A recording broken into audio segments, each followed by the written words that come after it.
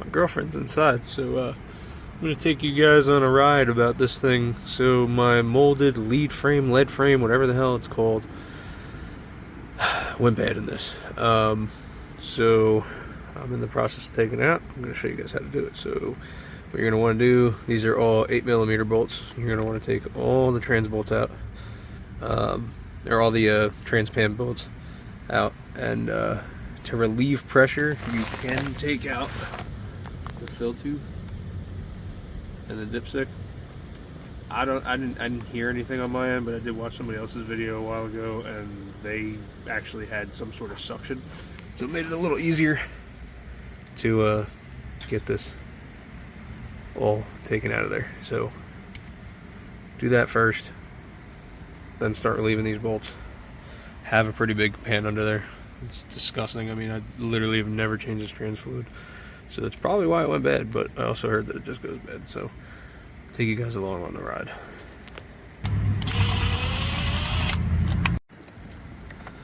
So for these two bolts, there's one here right above the exhaust crossover, and there's one on the other side. You are going to need 8mm wrench. Either an 8mm wrench, I would recommend this, a gear wrench, or if you have an extension with a wobble socket. I can't find mine, so I use this, but it's working. What you can do if you don't want to wait, take a pry bar, start letting it drain out. I have it on ramps. Don't know if that's the greatest idea, but that's where it's at, and that's where it's staying. Here's the pan filter. There's your lead frame. After you get all that out, that there is the bulkhead connector. So you're going to want to twist that up. So you want to twist this up, and it'll just twist up. There you go, you heard the little pop. Now that's out. And now that's out. So that's what you'll be left with up there. That sleeve is going to get replaced too, that little black piece. So that sleeve up here, this is getting replaced too. It comes out once you release this lever. So you release this lever, that's going to release. Alright, so we're starting to get this thing out. You have,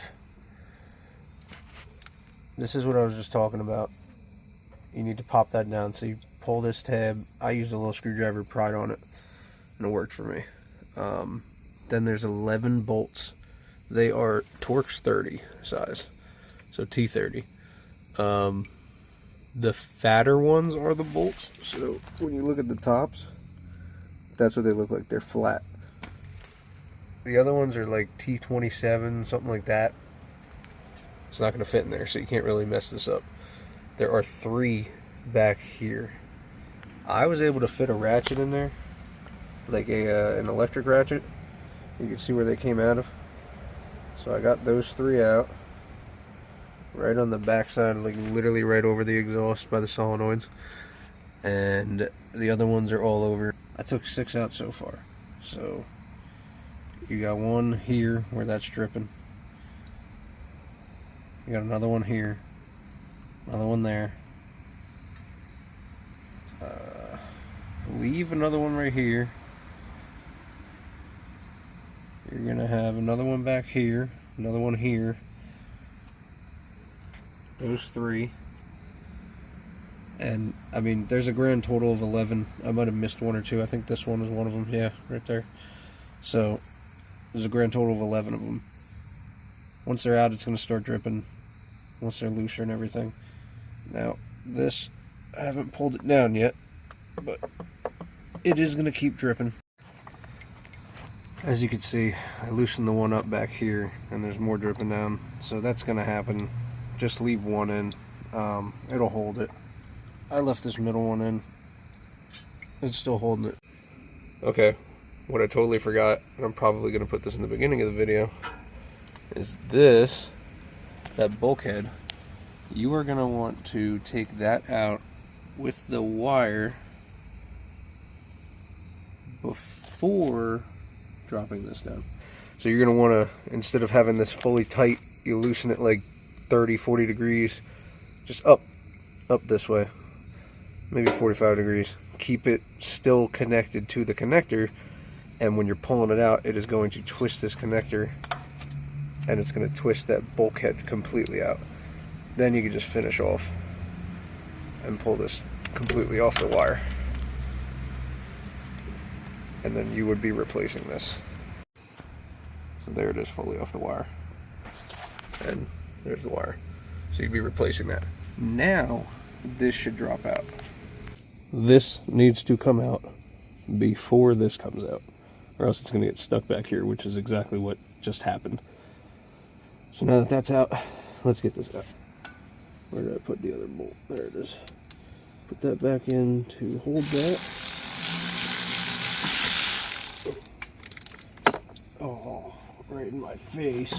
That's what she said. Okay. Here's the piece that I was talking about. I do not know where the spring is, but it's probably on the top of this. Whew.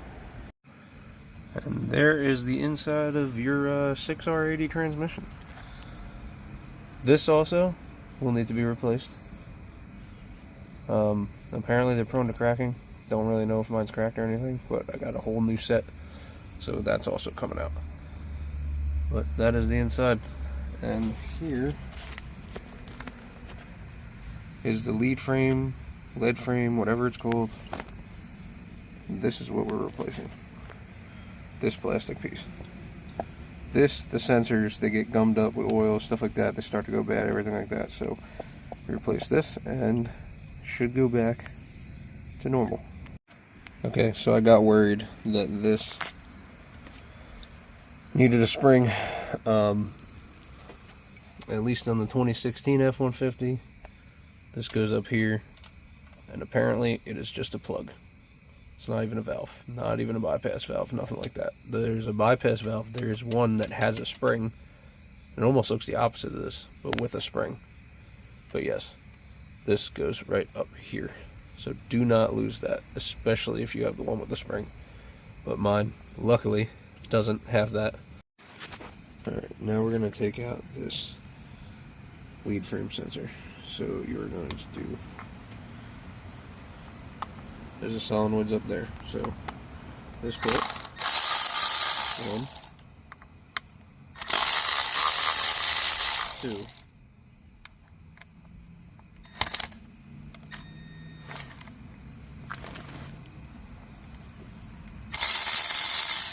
3, 4,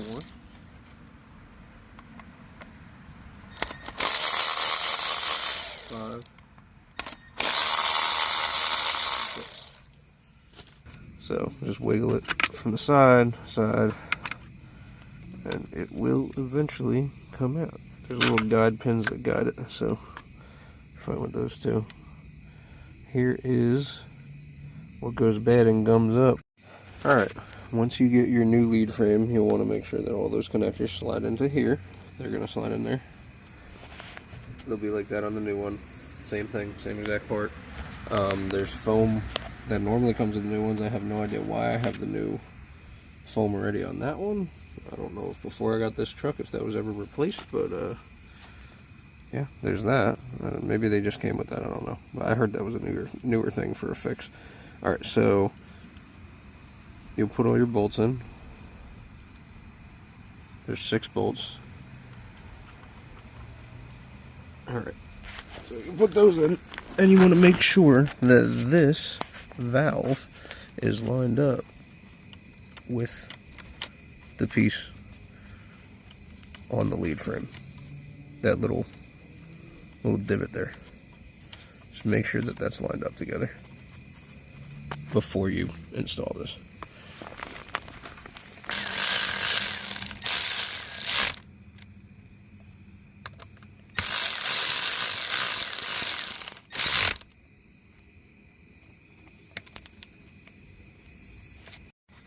Okay, now we're down to reassembling. So 11 bolts, 7 on here, There are actually 8 on here and 3 on the back. Try not to touch these. They're all these square bolts. Just make sure you have them all. I lost mine actually inside the old trans fluid. Finally found it, but yeah.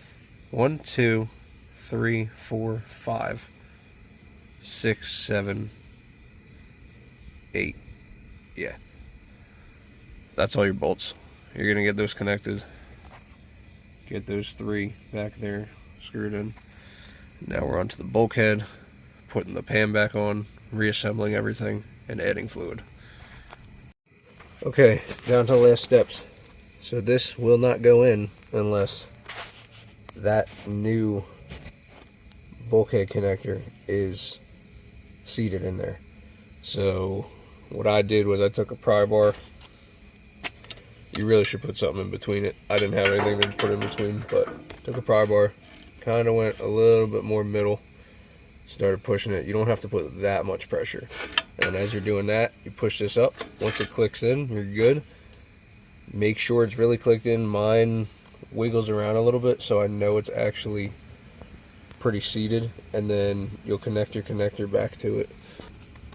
Twist that in, let it lock. Okay. Now it's locked into place. That is the connector. And now it's putting the pan back on and filling it with fluid. Okay, one more huge tip, or else you're going to be emptying all of your transmission fluid that you just put in there. Luckily, I only did about a gallon, I think. Maybe 5 quarts. But you're going to be emptying it all out, because if this is not connected, see this little lever? If this thing's not connected and fully seated on your lead frame sensor wire, which is right, let's see, it's right there, that black piece. So I got the wire in, finally. It took me long enough. You need to put some serious force on that thing, and it needs to go past the second O-ring, and it needs to be even. I haven't tried to start this thing yet. I'm about to, but make sure that that's in. And then sometimes what I noticed with mine is this little notch piece that you gotta twist. It'll twist as you're in there messing with things. So don't think that you put something in there wrong or anything like that. Just kind of take it and twist it yourself by hand, and you'll get it back to the set area that it needs to be. And then you will be okay after that. That'll be very easy to just put in there. But this is finally sitting flat, flush, everything. I'm going to go try and start this and see if it starts before I put the pan on. Don't know if that's the greatest idea, but I'm not doing that again. Quick tip, and I'll show you with the old one. I used, man, what size is it? A 36mm socket to put against that thing. So, best way to show you this is on the old one. So this piece, your transmission case will be sitting probably about here when it's fully seated in. So it'll be pretty covered. It'll just be that part showing. This piece connects into here. This is that white piece that I'm talking about. So see how I remove that. Now this can come out. I believe I removed it. Yeah. Alright, let me try. So now that piece slides out. This is the piece that you're trying to take out. So there's a little notch here, and there's a notch in here. You want to set that notch. And this would be being done by your transmission. What I did, I took a pry bar against the exhaust, put this there, because it needed some even pressure, because I tried doing it my way with this thing, the old one, just to see, cracked it. So you want even pressure. Once you get your even pressure there, you'll see that you can get it pretty flat. I mean, this is just showing you outside of the truck. This is what locks into the notches on that. So now when you go and you put this down, if I can get it to go, yep. So now you click that, and it doesn't slip out. It doesn't slip out. So that is what's happening inside of your transmission when you're doing that. It's just this little notch thing. This is a lock, and this keeps that locked in, which in turn is what locks your harness onto that, which goes into this. Don't make the mistakes that I did. Now the pan is on, and we are adding fluid. I would recommend getting one of these pumps. You can get it on Amazon for like 13 bucks. It's actually a lifesaver right now. So yeah, I recommend getting one of these. This, if you're on the 5 gallon, I think it's in the 30s, but I think it's 38 millimeter, this connector here. And then there's another one that's 28 millimeter, and I think that's for the smaller smaller transmission fluid quarts and stuff. But if you're doing the gallon one, 38 millimeter. Let's try this again. Learn from my mistakes, people. I started it a couple times though, and it is starting perfectly fine now. So I should be safe. I hope.